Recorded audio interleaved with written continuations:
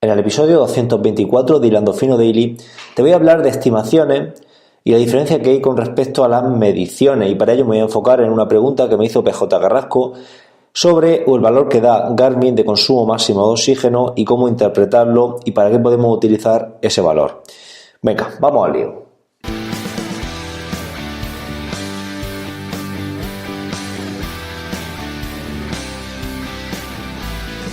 Buenos días, tarde o noche familia, bienvenido a este episodio 224 de Hilando Fino Daily, el lugar donde expreso todo aquello que se me va pasando por la cabeza sobre el deporte en general y el triatlón en particular. Hoy es jueves 20 de diciembre de 2018 y si no lo has hecho ya, como siempre, te animo a entrar en mi página web en hilandofino.net. Ahí vas a encontrar en la página principal la academia, un conjunto de planes de entrenamiento para que puedas empezar con ellos directamente. Y también tenéis cursos para aprender a planificar y para aprender a entrenar y adaptar esos planes de forma independiente. Todo ello por tan solo 10 euros al mes, ¿vale? Bueno, hecha la publi, hecha la intro, vamos con este episodio 224. Os recuerdo que estamos en Spotify, yo lo dije, creo que fue en el episodio de ayer, por primera vez, pero bueno, si estáis interesados en escuchar este podcast a través de Spotify. Spotify es una plataforma de escucha de música, como seguro que todos sabéis, y se ha puesto ahora muy al día con el tema del podcasting y ha introducido los podcasts dentro de su catálogo, así que es una forma posiblemente, bueno, en Estados Unidos he estado leyendo por ahí cosillas y es la forma que está imperando, ¿no? Se está imponiendo, no me salía la palabra, se está imponiendo esta forma de escuchar podcasting allí en Estados Unidos y posiblemente en España suceda lo mismo. Bueno, PJ Carrasco, @PJ Carrasco, un amigo mío de aquí de Caravaca, me preguntó a través de Instagram, me mandó una foto de su Garmin Fenix 3, me parece que es, y me puso en la foto aparecía el Garmin con un valor de consumo máximo de oxígeno, no me acuerdo el valor que era, y me preguntó que qué significaba ese valor y qué podía hacer con ese valor y cómo podía interpretarlo y para qué servía, ¿no? Y bueno, y a mí eso me ha dado pie a, he estado leyendo esta mañana un poquitín sobre estimación de datos del Garmin, sobre qué utiliza Garmin para hacer esa estimación, y luego también quiero encarar el episodio en cuanto a estimaciones y compararlo con las mediciones reales que pueden hacer algunos dispositivos. También le voy a contestar a PJ a esa pregunta acerca del consumo máximo de oxígeno. Me voy a meter también un poco en el tema fisiológico, pero bueno, vamos a enfocar el episodio por ese sendero, ¿vale? En el episodio 17 del Daily, imaginaros el episodio 17, en enero, madre mía, hice un acercamiento al umbral anaeróbico y al consumo máximo de oxígeno. Os dejo enlazado el episodio, la verdad que no lo he escuchado y no sé exactamente lo que os pude comentar ahí, pero vamos, no va a ser muy diferente de lo que pueda comentar en este episodio. El consumo máximo de oxígeno se refiere a la máxima cantidad de oxígeno que nuestro cuerpo es capaz de consumir, ¿vale? Bueno, de consumir, de captar, de transportar y al final de consumirlo, ¿vale? Esto es por decirlo en una definición fácil, sencilla y para toda la familia. Para poder movernos en nuestro organismo, en nuestro cuerpo, van a suceder una serie de eventos, ¿vale? Entonces, quiero mencionaros esta serie de eventos y de pasos que suceden en nuestro cuerpo para generar para generar movimiento, para poder ubicar ese consumo máximo de oxígeno, por qué es útil, por qué es interesante saber nuestro consumo de oxígeno y qué es lo que representa, ¿no? Bueno, en primer lugar debe de producirse un estímulo nervioso. Después del estímulo nervioso, que puede ser voluntario o involuntario, esto ya es otra historia, se produce la contracción muscular. Para que esa contracción muscular se produzca hace falta energía. Esa energía viene en forma de ATP y para suministrar esa energía y crear ese ATP se puede hacer a través de dos vías, vía anaeróbica y vía aeróbica, que va a depender de diferentes factores, ¿vale? No nos vamos a meter ahora ahí. Cuando lo hacemos por vía aeróbica, significa que vamos a tener presencia de oxígeno para producir esa energía. Y aquí es donde entra en juego el consumo máximo de oxígeno. Cuanto más consumo de oxígeno tengamos, más oxígeno vamos a tener disponible para generar energía, ¿vale? Hasta ahí yo creo que más o menos está todo relativamente claro, ¿no? Luego hay otros condicionantes. No quiere decir que porque tengamos más consumo máximo de oxígeno vamos a tener más rendimiento, ¿vale? Esto no va a ser necesariamente así. Va a haber otros condicionantes que lo van a impedir o que lo van a facilitar o impedir ese rendimiento en función del consumo máximo de oxígeno. Este consumo está determinado genéticamente y el valor que nos da, por ejemplo, el Garmin o el valor que nos dan en una prueba de esfuerzo de de carácter máximo, cuando nos dan nuestro consumo máximo de oxígeno, pues va a ser en mililitros por kilogramo y por minuto, es decir, es un valor de forma relativa, está en valores relativos, es decir, que lo podemos comparar unas personas con otras. Si lo dieran en valores absolutos, no. Si nos lo dieran, por ejemplo, en litros por minuto, no podríamos compararlo porque estaremos quitando de la ecuación el peso, ¿vale? Al dárnoslo en mililitros por kilogramo y por minuto, nos lo están dando en un estándar que vamos a poder compararlo unos con otros, ¿vale? Venga, pues por otro lado, ¿cómo se obtiene este consumo máximo de oxígeno? Pues con un test de esfuerzo. En el episodio 86 ya os hablé de los test de esfuerzo, de los test incrementales de esfuerzo en laboratorio y demás, y lo que se podía obtener con ellos. Os pongo el enlace también, al igual que del episodio 17, en las notas de este episodio. Entonces, podemos obtener el consumo de oxígeno máximo en valores directos, ¿no? De forma directa, con un test de esfuerzo de análisis de gases, y luego de forma indirecta. Por ejemplo, pues con un test de Cooper también se puede estimar ese consumo máximo de oxígeno, o bien con un Garmin, como me ha pasado la PJ la foto de su Garmin, que le estima un consumo máximo de oxígeno de X, ¿vale? Digo Garmin porque en este caso era un Garmin y yo tengo Garmin. Algún oyente me ha dicho, siempre hablas de Garmin como si no existiese otro dispositivo. La verdad es que Garmin podríamos decir que es lo más extendido. Yo tengo Garmin y casi siempre hablo de Garmin. De todas formas, cuando hablo de Garmin es como si estuviera hablando de Danone para referirme a los yogures. Cuando hablo de Garmin casi siempre estoy hablando en general de todos los dispositivos o gadgets o medidores de frecuencia cardíaca, GPS, como queráis denominarlos, ¿vale? Bueno, pues estos dispositivos también estiman ese consumo máximo de oxígeno. Incluso lo sacan diferente para cada deporte, ya que tienen en cuenta la frecuencia cardíaca, la respuesta del corazón a nuestro ejercicio y a través de una serie de variables, de parámetros, ¿no? que lo meten en una ecuación que no sé cuál es, ni tampoco me he preocupado en buscarla, en base también a tu edad, pues te van a dar unos datos de consumo máximo de oxígeno, ¿vale? Eso también lo va a tener en cuenta en base a nuestro entrenamiento. Vais registrando horas de entrenamiento y yo entiendo que cuantos más horas de entrenamiento, esto es una suposición mía, no sé si será así, entiendo que cuantos más horas de entrenamiento le metas al GPS, pues con mayor fiabilidad te va a registrar, o te va a arrojar ese dato de consumo máximo de oxígeno. No es lo mismo que el dispositivo coja 5 horas de carrera a pie que coja 25 horas de carrera a pie. Entiendo que esto deberá de ser así, porque para evitar que esas mediciones sean inexactas, cuanto menos. Entonces, bueno, una vez visto ese parámetro, qué es, cómo se obtiene, entre comillas, porque tampoco es que haya hecho yo aquí un despliegue de medios para averiguar cómo Garmin o cómo otro dispositivo obtiene ese dato. Vamos a ver para qué necesitamos ese dato, porque claro, ahora tenemos el dato, bien lo hemos obtenido de una prueba de esfuerzo, bien lo hemos obtenido del Garmin, por ejemplo, y luego pues vamos a ver para qué lo necesitamos, ¿no? Pues necesitamos saberlo, en primer lugar, para mejorarlo, para ver si estamos mejorando o empeorando. Y aunque he dicho también que está muy determinado genéticamente, ¿vale? Esto no va a querer decir que no podamos mejorarlo un poco, pero va a tener un porcentaje. De hecho, se estima que más o menos un 15% se puede mejorar nada más el consumo máximo de oxígeno. Entenderme cuando digo un 15. 15 puede ser un 12, puede ser un 18, un 19, un 20, ¿vale? Pero bueno, más o menos entre un 15, un 20% se podrá mejorar ese consumo máximo de oxígeno, ya que viene determinado genéticamente.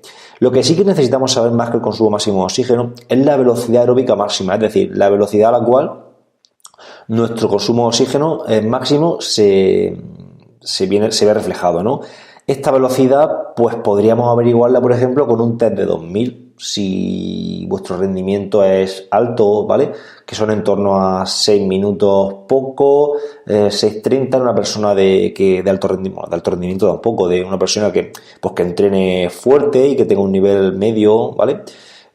Para una persona de un nivel menor, pues podríamos sacarlo en un 1500, por ejemplo, ¿vale?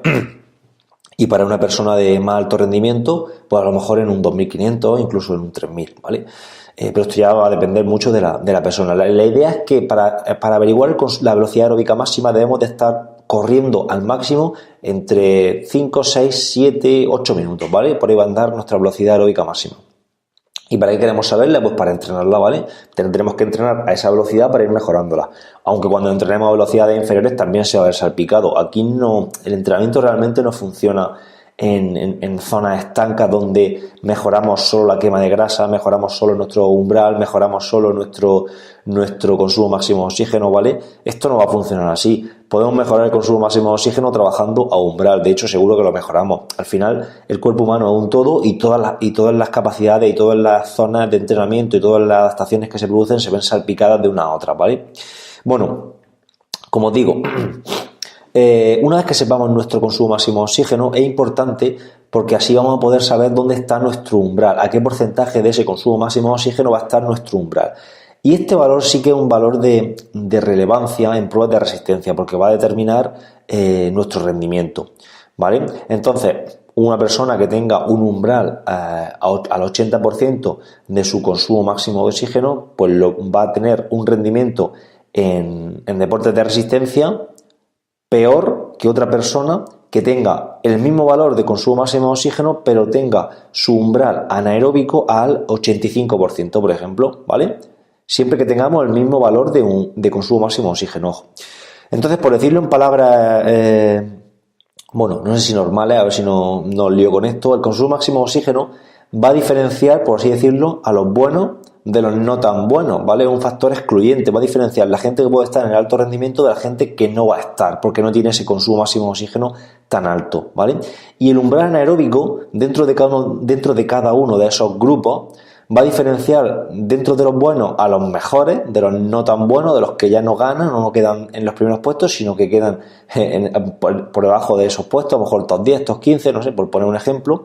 Y luego dentro del otro grupo de los no tan buenos también va a diferenciar los que son mejores de los peores, ¿vale? Al final el umbral anaeróbico va a determinar el rendimiento cuando las personas o los sujetos tienen un consumo máximo de oxígeno parecido, ¿vale? ¿Vale? Van a haber otros factores también que determinen ese rendimiento, factores psicológicos, etc, etc. Pero bueno, se puede decir que esto funciona en mayor o menor medida de esa forma.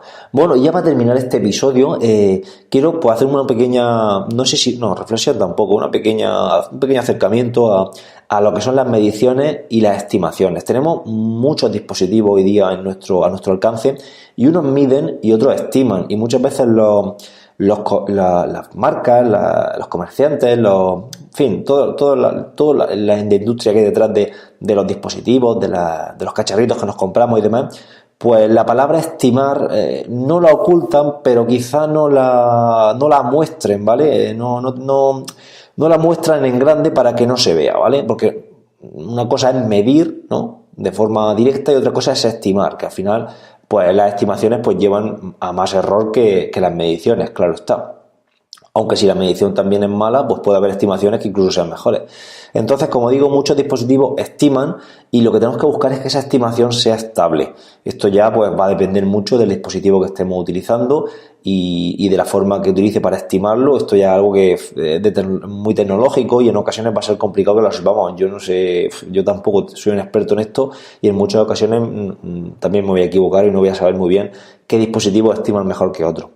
La cuestión es que por ejemplo, por poner ejemplos muy concretos, el Garmin, que hemos hablado anteriormente, estima el consumo máximo de oxígeno, y si nos hacemos una prueba de esfuerzo, pues la estamos midiendo directamente a los gases, con lo cual la prueba de esfuerzo va a ser más fiable, ¿no? Más fiable que un dispositivo, ¿no? Que el Garmin, que el Sunto o que un Polar. Luego, hablando de rodillos, tenemos rodillos que estiman la potencia. Yo tengo un Elite Turno y ese rodillo estima la potencia. Y luego tenemos los potenciómetros que calculan esa potencia. De hecho, yo podría hacer una prueba viendo a la vez como las diferencias de potencia, ¿no?, entre el rodillo y el potenciómetro, porque podría vincular el potenciómetro a un Garmin y el rodillo al otro Garmin, o incluso el rodillo lo puedo vincular al ordenador y ver la potencia que me da cada uno en el momento, ¿no? De hecho, voy a ver si este fin de semana los puedo vincular, vaya. Si tengo tiempo intento vincularlo y os cuento la semana que viene, aunque no prometo nada, ¿vale? Luego, en cuanto a los medidores de potencia de carrera a pie, pues tenemos, por ejemplo, el Stryd, que estima la potencia a través de una serie de parámetros, ¿no?, de acelerómetros y demás. Y no sé si existe algún dispositivo que mida directamente la potencia corriendo a pie. No sé si habrá alguna plantilla que tenga alguna deformación del material, porque por ejemplo los potenciómetros de bici sí que en los pedales, en los bujes traseros, en las bielas sí que hay una deformación de la carga extensiométrica, ¿no?, que tiene el dispositivo dentro. Pero en potencia a pie la verdad que desconozco si hay alguna plantilla, que entiendo que debe de haber alguna plantilla que con la pisada se deforme y estime la potencia. Yo creo que eso no debe de ser muy complicado de fabricar, y seguro que existe alguna. Lo que pasa es que será cara y siendo una plantilla posiblemente haya que cambiarla cada cierto tiempo y no sea una cosa muy utilizable por el grueso de corredores. Y luego, por ejemplo, hablando del cálculo de la grasa, ¿no?, tenemos las básculas estas o los aparatos estos que, no sé cómo se llaman ahora, que te coges con las manos, ¿no?, que son para estimar la bioimpedancia, la bioimpedancia, que son para estimar el porcentaje de graso muscular y óseo, ¿vale? Y luego tenemos un análisis DEXA, ¿no?, que eso está en hospitales o en centros de alto rendimiento, que esto sí que también tengo dudas, no sé si mide o estima, pero si estima es mucho más fiable que lo anterior, ¿vale? Creo que aquí se podría decir que está midiendo, porque por los rayos X te está midiendo la cantidad de grasa. Una antropometría, que esto es lo de los pliegues, cuando te sacan la grasa, cuando sacan los porcentajes grasos a través de la medición de los pliegues con un plicómetro. También se podría decir que está midiendo, lo que pasa es que ahí estamos incurriendo en errores del medidor, que siempre mide igual, que apriete más, que apriete menos, en fin, y luego las fórmulas, que al final esos datos se introducen en una fórmula, y esa fórmula, pues hay diferentes fórmulas para calcular lo mismo, entonces al final pues podemos estar midiendo cosas diferentes. La cuestión es que tenéis que tener claro si lo que estáis utilizando es una estimación o si el dato que estáis utilizando es una medición directa, ¿vale? Y si es una estimación que sea siempre fiable, que sea siempre estable, que se haga siempre de la misma forma para poder compararla siempre a lo largo del tiempo, ¿vale? Bueno, esto es todo lo que quería comentaros acerca de este episodio. Se me han ido ya 17 minutos, la verdad que siempre estoy con el tiempo, pero es que se me están yendo los episodios un montón. De hecho, el otro día escuché el primer episodio del Daily y dije que quería hacerlo de entre 5 y 10 minutos. Y mira por dónde vamos ya. Bueno, en fin, así son las cosas y así se las hemos contado, como decía que era la noticia. Gracias por estar ahí, muchas gracias por suscribiros a la academia, por escucharme a diario, por vuestras valoraciones de 5 estrellas a través de Apple Podcast, por vuestros me gusta, por vuestros comentarios en iVoox. Y nada, nos escuchamos mañana, que ya es viernes, último día de la semana. Adiós, amigos.